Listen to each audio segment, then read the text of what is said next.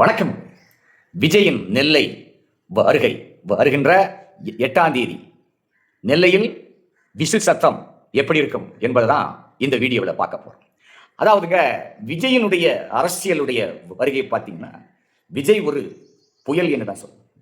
விஜயுடைய அரசியல் புயலால் நிறைய இன்னைக்கு பாதிப்படைஞ்சு போச்சு. இந்த புயல் வந்துன்னு வைங்களேன், சேதமாகும் பாருங்க. ஏகப்பட்ட மரங்கள், செடிகள், கொடிகள் எல்லாம் சாஞ்சிரும்.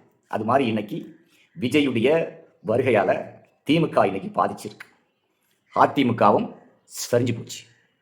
இன்னொன்று, இந்த நாம் தமிழர் கட்சின்னு ஒன்று இருந்ததுல்ல, அதெல்லாம் நீ காணாம போயிடும். இன்னொன்று, விடுதலை சிறுத்தைகள் கட்சி, அதுவும் அட்ரஸ் இல்லாம போகும். காரணம் என்ன? புரட்சி தலைவர் எம்ஜிஆருக்கு அப்புறம் விஜய் அப்படிங்கிற ஒரு மாஸ் தலைவர்.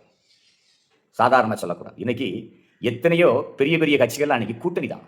திமுகவில் பார்த்தீங்கன்னா 15 கட்சி கூட கூட்டணி. அதிமுகவில் பார்த்தீங்கன்னா 14 கட்சி கூட கூட்டணி. காரில் கொடியை அவங்களால கெட்ட முடியல, அப்படி வரிசையாக கட்டிருக்காங்க. அது எத்தனை கொடி, என்னென்ன கொடி கண்டுபிடிக்க முடியல. ஆனால் இன்னைக்கு சிங்கிள் மேன் விஜய்ங்கிற ஒத்த ஆளு ஆண்ட கட்சிகளை கண்ணில் விரல் விட்டு ஆட்டுகிறார். சாதாரண விஷயம் இல்லை. விஜயுடைய வருகை உண்மையிலே அரசியலில் எல்லாருக்கும் பாதிக்குது. அது காரணம் என்ன? சாதி மதங்கள் இல்லாத ஒரு கட்சி.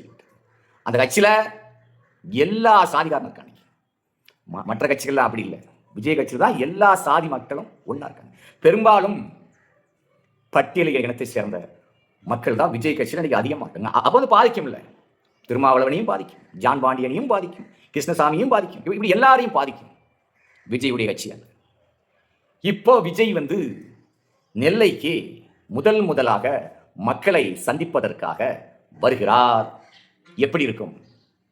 இன்னைக்கு பார்த்தீங்கன்னா, நெல்லையில் தொழிலதிபர் RS முருகன் போட்டியிடுகிறார்.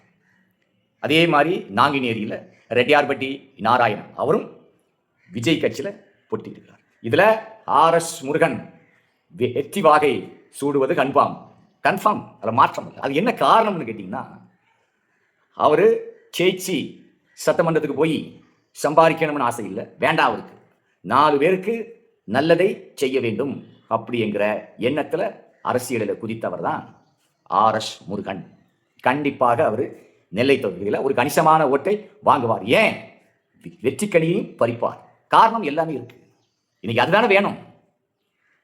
அதே மாதிரி நாங்குநேரியில் நாராயணன் அவரும் ஓரளவு கணிசமான ஓட்டுகளை வாங்குவார். அதில் எல்லாரும் என்ன சொல்றாங்க? நாடார் சமுதாயத்து மக்கள் ஓட்டை மட்டும்தான் வாங்குவார்ன்றாங்க. இல்லை, அது விஜய் கட்சி வந்து பொதுவான கட்சி. அதில் வந்து எல்லாரும் இருக்கான், எல்லாரும் ஓட்டு போடும். இன்னைக்கு விஜய்க்கு வந்து சின்ன பிள்ளைங்க, அப்பா இந்த வாட்டி நீங்க விசிலுக்கு தான் ஓட்டு போடணும், சின்ன பிள்ளை கூட சொல்லுது. அப்படி எம்ஜிஆருக்கு பதிலாக, எம்ஜிஆருக்கு இணையாக அப்படிதான் சொல்லணும். எம்ஜிஆருக்கு என்ன மாஸ் இருந்ததோ அந்த மாஸ் இன்னைக்கு விஜயிடம் வந்து விட்டது. அப்போ விஜய்க்கு வெற்றி கண்டிப்பா இருக்கு. இந்த தேர்தலில் 10 சீட்டை பிடிப்பார் அப்படின்றாங்க. ஆனா என்னுடைய கருத்து கணிப்பு 10 25 சீட் விஜய் வந்து பிடிக்கிறதுக்கு வாய்ப்பு இருக்கு. அதே மாதிரி விஜய் கட்சியால தோல்வி அடைகிறதுக்கு நிறைய கட்சிகளுக்கு சான்ஸ் இருக்கு. கண்டிப்பா அதிமுகவுடைய தோல்விகளுக்கெல்லாம் விஜய் காரணமா இருப்பார். அதே மாதிரி திமுகவுடைய தோல்விகளுக்கெல்லாம் விஜய் காரணமா இருப்பார். இப்போ நெல்லைக்கு அன்னைக்கு பார்க்கணும், கல்லூரிகளுக்கெல்லாம் பிள்ளைகளெல்லாம் போவாது, கடைகள் எல்லாம் பாதி கடைகளை மூடி விடுவார். காரணம் என்ன? விஜய் பார்க்கணும். ஏன்னா விஜய் இப்பதான் முதலாக தென் மாவட்டத்திலே மக்களை வந்து சந்திக்கிறார். மக்கள் எல்லாம் அவரை பார்க்கறதுக்கு கண்டிப்பாக கூடுவாங்க. சாதாரணமாக சொல்லக்கூடாது, போலீஸார்கள் வந்து கொஞ்சம் அதிகமாக வேணும். விஜய் போற இடத்துல எல்லாம் ஏதாவது ஆகுது. ஆனால் எல்லா இடங்களை விட இங்க சேட்டக்கார பயலோ நிறைய பேர் இருக்காங்க. சொல் பேச்சு கேட்கவே மாட்டாங்க. காவல்துறையினர் கவனமாக இருக்காங்க. களை கட்ட போகுது. நெல்லை அன்னைக்கு 8ஆம் தேதி களை கட்டும் என்பது உறுதியாகிவிட்டது. அதே மாதிரி இன்னொன்று என்ன சொல்றேன், நெல்லை தான் தேர்தலை கணிக்கும். இன்றைக்கு விஜய் நெல்லை தொகுதியிலே வந்துவிட்டு போனால் அதுக்கு அப்புறம் தேர்தலுடைய கருத்து கணிப்பையும் போட்டு பாருங்க, நிறைய வித்தியாசங்கள் இருக்கும். அதனால நான் என்ன சொல்றேன், விஜய் நீங்க பார்க்க போங்க, எல்லாரும் போங்க, ஜாக்கிரதையா போகணும், கவனமாக போகணும். பொதுவா குழந்தைகளை யாருமே கூட்டிட்டு போவாங்க. ஏன்னா அங்க அடிப்படியா இருக்கும், தள்ளுவான் ஒருத்தனுக்கு ஒருத்தன்.